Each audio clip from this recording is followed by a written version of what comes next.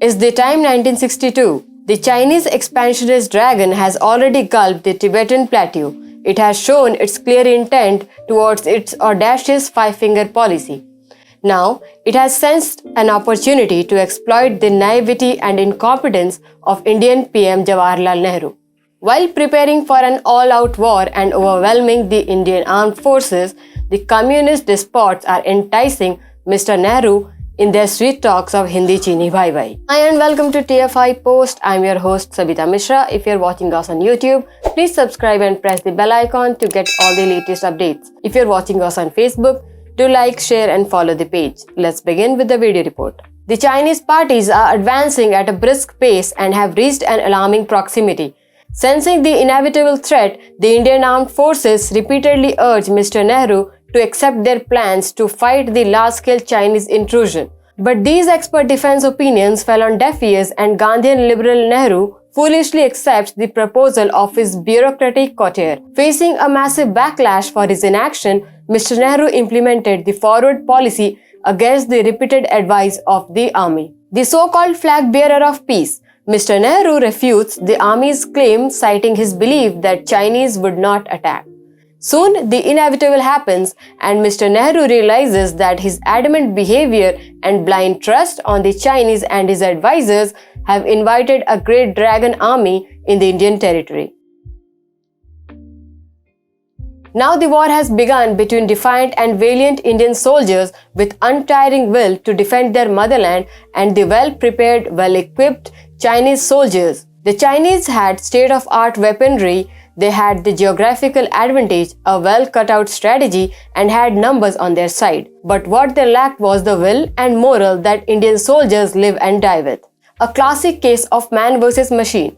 But as they say, it's the man behind the machine that matters the most. This battle was in full display in the early hours of 18 November 1962 in the Choshul sector. The 13th Battalion of Kumaon Regiment was stationed here. Charlie C Company of 123 Ahirs was commanded by a fierce Rajput Major Shaitan Singh. It was holding the strategic Rezangla. The area was defended by 5 platoon posts. It was dark in the night with the bone-chilling breeze blowing at the furious speed at the altitude of 16,000 feet above sea level.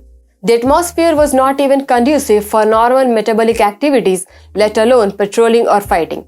Moreover, the hands of Indian forces were tied by the Hindi-Chini Bhai-Bhai rhetoric. Around 5 a.m., the first bullet was shot, and soon the eerie silence was replaced by the loud sounds of mortar shellings, firing and grenade attacks. Citing the Chinese soldiers, Indian soldiers gave Chinese the taste of Indian metal and ambushed them with light machine guns, rifles, mortar and grenades, killing Chinese soldiers by 100. The vanguard of the Chinese swarm was smacked aside by possessed Indian soldiers. After repeated failure in attacking from front and heavy loss of life, the Chinese soldiers attacked from the rear. Owing to the short-sightedness of the politicians and psychophony of top military leadership, the Indian side didn't have enough resources to last a full-scale war. Swarm of Chinese despots kept coming in waves, and each time it suffered heavy casualties. For every man lost on the Indian side, the Chinese lost 5 to 6. With each soldier attaining martyrdom and ammunition running dry, the Indian soldiers were becoming more and more resolute. The Rajput warrior Major Shaitan Singh dominated the battle scene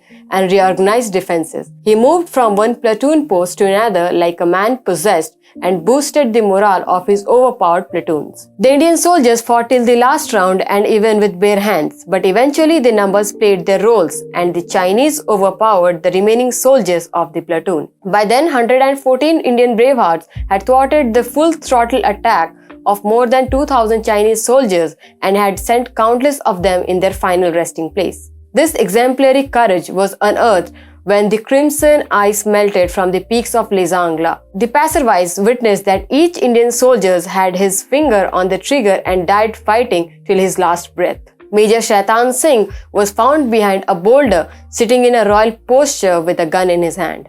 With their exemplary bravery, Major Shaitan Singh and 5 platoon foiled the nefarious plan of the better prepared and better equipped Chinese soldiers. They have cast their names in stone and will remain alive in the hearts of every Indian for the time immemorial. As they say, legends never die. The timeless legacy of Major Shaitan Singh will keep inspiring new generations and keep instilling fear in enemies. Dada Krishna ki Jai.